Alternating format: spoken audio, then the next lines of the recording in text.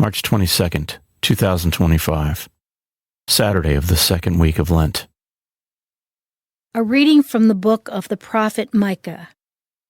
Shepherd your people with your staff, the flock of your inheritance that dwells apart in a woodland in the midst of Carmel. Let them feed in Bashan and Gilead as in the days of old. As in the days when you came from the land of Egypt, show us wonderful signs. Who is there like you? The God who removes guilt and pardons sin for the remnant of his inheritance, who does not persist in anger forever, but delights rather in clemency, and will again have compassion on us, treading underfoot our guilt. You will cast into the depths of the sea all our sins. You will show faithfulness to Jacob and grace to Abraham, as you have sworn to our fathers from days of old. The word of the Lord. The response is, "The Lord is kind and merciful." Bless the Lord, O my soul, and all my being, bless his holy name. Bless the Lord, O my soul, and forget not all his benefits. The Lord is kind and merciful. He pardons all your iniquities. He heals all your ills. He redeems your life from destruction. He crowns you with kindness and compassion. The Lord is kind and merciful. He will not always chide, nor does he keep his wrath forever. Not according to our sins does he deal with us, nor does he requite us according to our crimes. The Lord is kind and merciful.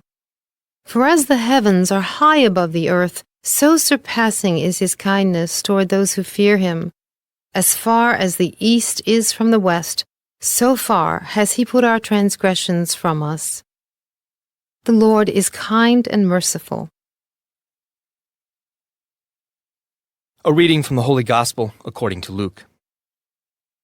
Tax collectors and sinners were all drawing near to listen to Jesus. But the Pharisees and scribes began to complain, saying, "This man welcomes sinners and eats with them." So to them Jesus addressed this parable. A man had 2 sons, and the younger son said to his father, "Father, give me the share of your estate that should come to me." So the father divided the property between them.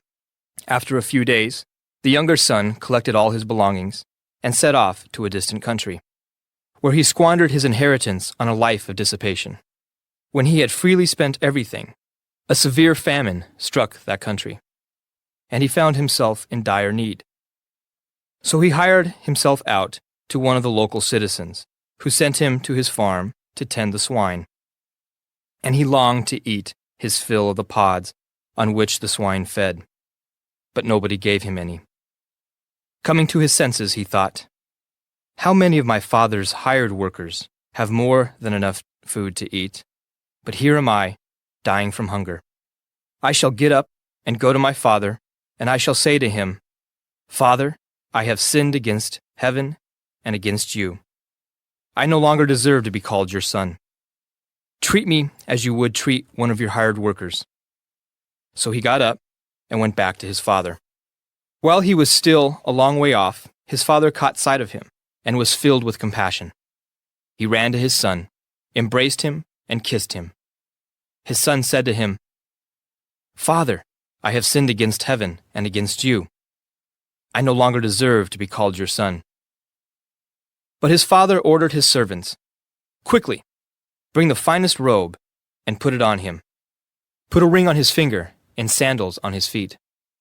Take the fattened calf and slaughter it. Then let us celebrate with a feast, because this son of mine was dead and has come to life again. He was lost and has been found.' Then the celebration began.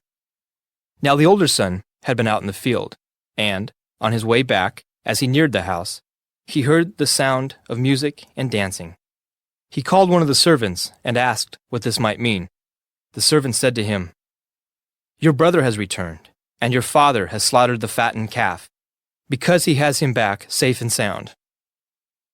He became angry And when he refused to enter the house, his father came out and pleaded with him. He said to his father in reply, "Look, all these years I served you, and not once did I disobey your orders. Yet you never gave me even a young goat to feast on with my friends. But when your son returns, who swallowed up your property with prostitutes, for him you slaughtered the fattened calf." He said to him, "My son, you are here with me always. Everything I have is yours. But now we must celebrate and rejoice, because your brother was dead and has come to life again. He was lost and has been found." The Gospel of the Lord.